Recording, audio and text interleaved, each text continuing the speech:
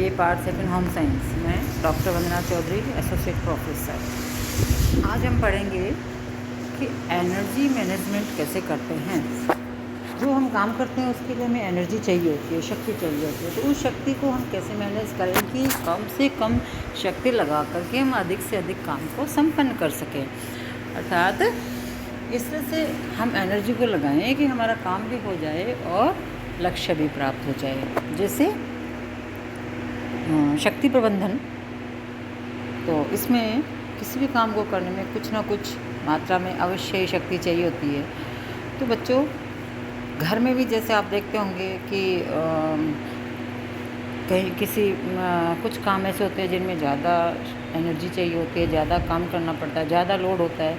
कुछ काम ऐसे होते हैं कि थोड़ी सी प्रयास से, मेहनत से ही उसको कर सकते हैं, और लेकिन डिपेंड करता है कि उस काम को कौन कर रहा है। कई बार देखा होगा कि जैसे खाना पकाने की प्रक्रिया है, तो घर में 2 या 3 लोग सदस्य ऐसे हैं जो खाना पकाना जानते हैं। तो यदि उनको काम दिया जाए, अलग अलग काम, उनको अलग अलग दिन इस काम को करने को दिया जाए, तो हम देखेंगे कि उनके काम करने की स्पीड तीनों की अलग है और टाइमिंग अलग अलग। तीनों का काम करने का जो टाइम उनका कंज्यूम हुआ वो अलग है। तो डिपेंड करता है कि वो किस प्रकार से उस काम को मैनेज कर रहे हैं, ये डिपेंड करेगा। तो ये कहलाता है एनर्जी मैनेजमेंट। ये गृहिणी को अवश्य आना चाहिए कि हम टाइम को कैसे, एनर्जी को कैसे मैनेज करें, तभी वो अपने सारे काम कर पाएगी, उद्देश्य पूरे कर पाएगी कम एनर्जी व्यय करके। बुद्धिमानी इसी में है कि पहले तो वो अपने उद्देश्य निर्धारित करे। गृहिणी पहले एक शेड्यूल बना ले कि हमें कौन सा काम कब करना है, तो उसका शेड्यूल बना ले।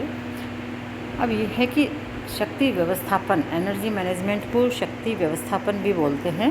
तो शक्ति व्यवस्थापन का अर्थ है कि सुविधापूर्वक, संतोषजनक तरीके से कार्य संपन्न करना, जिससे कि थकान उत्पन्न नहीं हो। तो काम को इस प्रकार से मैनेज करना कि थकान कम से कम हो, वही सुगढ़ गृहिणी है। तथा गृहिणी स्वयं के मनोरंजन, विश्राम, अन्य कार्यों के लिए भी शक्ति बचा कर रखे। किसी भी काम को करने में कितनी शक्ति व्यय होगी, ये उस काम को करने के ढंग पर निर्भर करेगा। शक्ति व्यय होने से थकान महसूस होती है।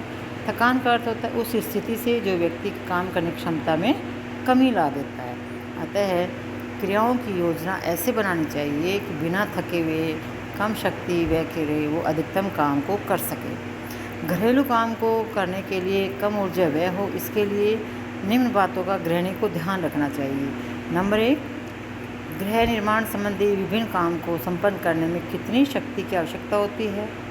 कौन कौन से घरेलू कार्य अधिक थकान वाले हैं। पारिवारिक जीवन चक्र की विभिन्न अवस्थाएं, उसमें शक्ति का आपस में क्या संबंध है। थकान कितने प्रकार की होती है। थकान का व्यक्ति के शारीरिक मानसिक स्वास्थ्य पर क्या प्रभाव पड़ता है। शारीरिक थकान को दूर करने के लिए रेस्ट पीरियड क्यों आवश्यक है और किस तरह से करना चाहिए।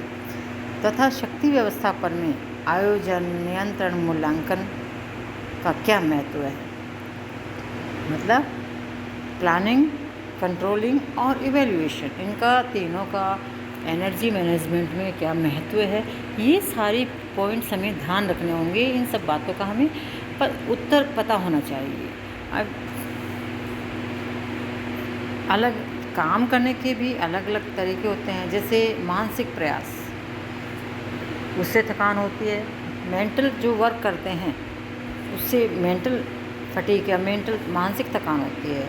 ये काम जैसे सोचना, विचारना, तर्क करना, चिंतन करना, विश्लेषण करना, याद करना, किसी को गाइड करना या वार्तालाप आपस में करना, कोई डिसीज़न लेना या प्लानिंग करना, ये सब मानसिक कार्यों में आता है। तो जैसे आपने देखा होगा कि जब 2 व्यक्ति आपस में बहस कर रहे हैं तो थोड़ी देर बाद वो कहते हैं अरे सिर दर्द हो गया, कितना बोलना पड़ा। तो ये मानसिक थकान है। इसी तरह से जब तर्क करते हैं तो तर्क करने में भी मेंटल फटीग होता है, थकान होती है। फिर शारीरिक प्रयास जो होते हैं उसमें शारीरिक थकान होती है। जैसे फैलाना, समेटना, सामान फैलाना, उस सामान तक पहुंचना, समेटना उस सामान को, या लिखना, उठना, खींचना, दबाना, चढ़ाना सामान को या पहुंचाना, चलने का प्रयास, हिलना डुलना, खड़े होना, घुटने मोड़ना, ये सारे प्रयास में आते हैं। इसके अलावा आँखों का नेत्र प्रयास जो होते हैं वो जैसे आँखें चलाना, नेत्र संचालन, पलक झपकाना, देखना, खोजना, निरीक्षण करना और दूरी, प्रकाश, इनमें समायोजन करना, ये हैं चक्षु या नेत्र प्रयास। अब जब हम देखेंगे अमेरिकी शोधकर्ता जो हैं उन्होंने विभिन्न शारीरिक प्रयासों से संबंधित कई रिसर्चेज किए कि भाई कौन कौन सी शारीरिक क्रियाएं हैं जिनसे थकान होती है या कितनी शक्ति उनमें कौन कौन सी क्रिया से व्यय होती है। जैसे खड़े होना, उठना, बैठना, शांत होकर लेटे रहना, आराम से बैठना, इन सभी क्रियाओं में कितनी एनर्जी व्यय होती है इस पर रिसर्च की गई और इनका निर्धारण प्रति मिनट ऑक्सीजन कितनी खर्च हुई, शरीर के प्रति पौंड भार, वजन और प्रति घंटा के हिसाब से निकाला गया, जो कि आपके सामने तालिका में दिया हुआ है। हमें बताता है कि जागते हुए रह कर के यदि हम लेटे रहते हैं शांत होकर तो प्रति घंटा प्रति पौंड के हिसाब से, पौंड मतलब 450 ग्राम होता है, तो पौंड में 0.50 कैलोरी खर्च होती है। और यदि हम सीढ़ियों के ऊपर चढ़ रहे हैं तो प्रति घंटा पौंड के हिसाब से एक पौंड में 7.18 कैलोरी खर्च होती है। ये एक पुस्तक एसेंशियल्स ऑफ न्यूट्रिशन, उसमें लिखा हुआ है सारा। विश्राम की अवस्था में घरेलू कार्यों का शक्ति मूल्य है वो टेबल में दिया हुआ है। जैसे आलू छीलना है तो कुर्सी पर बैठकर छील रहे हैं या खड़े होकर या स्टूल पर बैठकर। तो कुर्सी पर बैठकर यदि आलू छीलेंगे तो उसमें शक्ति कम व्यय होगी, लेकिन यदि खड़े होकर कर रहे हैं तो उससे थोड़ी ज़्यादा, स्टूल पर बैठकर कर रहे हैं तो और भी ज़्यादा खर्च होती है। यदि आयरन कर रहे हैं तो खड़े होकर आयरन करेंगे तो शक्ति सबसे ज़्यादा व्यय होती है बजाय कुर्सी और स्टूल पर बैठने के। इस तरह से वस्त्र टांगना, यदि टोकरी ऊपर उठाकर हम टांग रहे हैं तो 118.0 खर्च होती है। ज़मीन पर रखकर बाल्टी से उठाकर हम खर्च करेंगे तो बार बार झुकना पड़ता है कपड़े उठाने के लिए, तो 184.0 कैलोरी खर्च होती है। इस तरह से आटा गूंदने में भी कम ऊंचाई की मेज़ है या मध्यम ऊंचाई की है तो मध्यम ऊंचाई वाले में ज़्यादा होगा कैलोरी खर्च।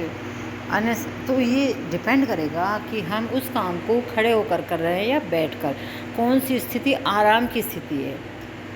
आराम की स्थिति में कम कैलोरी खर्च होती है। इसी तरह से स्वार्ट्ज जो हैं, स्वार्ट्ज एक अमेरिकी वैज्ञानिक हैं, तो उन्होंने घरेलू क्रियाओं में खर्च होने वाली शक्ति के आधार पर काम बांटे हैं। जैसे हल्के कार्य जिनमें 100 से कम कैलोरी विश्राम अवस्था में खर्च होती है। साधारण भारी कार्य 100 से 150 कैलोरी, भारी काम इसमें 150 से 200 कैलोरी प्रतिशत, अधिक भारी और बहुत अधिक भारी काम तो सबसे अधिक कैलोरी कहाँ खर्च होती है, बहुत अधिक भारी जो काम होते हैं उन पर। तो अब हल्का कार्य कौन सा होता है, तो हल्का कार्य मतलब हाथ और मशीन से सिलाई बुनाई करना, पढ़ना लिखना, ये सब काम जो होते हैं हल्के कार्य में, जिसमें कुर्सी पर आराम से बैठकर हम जो काम करते हैं वो हल्के कार्य हैं। इसी तरह से मध्यम काम, तो शिशु को वस्त्र पहनाना, छोटे कपड़े प्रेस करना, नैपकिन, टेबल, ब्लाउज, बर्तन धोना, पैर की मशीन चलाना, आटा गूँथना, लगाना मध्यम काम में आते हैं। इसमें 24 कैलोरी एक्स्ट्रा खर्च होती है हल्के कार्य से प्रति घंटा। झाड़ू पोछा देना, बर्तन मांजना और कपड़े धोना, सुखाना, फर्नीचर पॉलिश करना, दीवारों से जाले साफ करना, ये इसी श्रेणी में आते हैं, मध्यम कार्य में आते हैं। फिर है कि श्रमशील कार्य, जिन काम में सबसे ज़्यादा मेहनत लगती है, सबसे ज़्यादा कैलोरी खर्च होती है, वो श्रमशील कार्य कहलाते हैं हैवी वर्क। जैसे बड़े बर्तन धोना है, चादर धोना हाथ से, फर्श धोना, झाड़ना, खिड़की दरवाज़ों को साफ़ करना, बोझ हटाना, बच्चों को गोद में उठाकर चलना, सील पाटी पर सवार मतलब जो मसाला पीसना, लकड़ी काटना, बोझ उठाना, ये सब आते हैं हैवी वर्क में। हैवी वर्क में सबसे ज़्यादा शक्ति व्यय होती है। तो इन्होंने 1930 में स्वार्ट्ज ने एक रिसर्च की, तो आलूओं को छीलने में विश्राम की स्थिति की अपेक्षा 50% अधिक शक्ति व्यय होती है, विश्राम में उससे कम होती है। और मतलब इन्होंने अलग अलग कि भी बैठ करके काम करेंगे तब कितनी शक्ति व्यय होती है, खड़े होकर कितनी होती है, ये इन्होंने इससे रिसर्च से पता किया। अब ये कि भाई हम जब काम करते हैं उसका शक्ति व्यवस्थापन सही प्रकार के करते हैं, लेकिन एक काम करने की भी एक क्षमता, एक लिमिट होती है गृहिणी की, और फिर उसे थकान भी होती है। अब थकान भी दो तरीक़े की होती है, एक तो जैसे नीरस थकान, दूसरी है फ्रस्ट्रेशन थकान, फटीग, कुंठाजन्य थकान बोलते हैं उसको, नीरस थकान और कुंठाजन्य थकान। मनोवैज्ञानिक थकान दो तरह की होती है, एक नीरस थकान, एक कुंठाजन्य थकान, जिनको हम आगे नेक्स्ट क्लास में देखेंगे। ठीक है।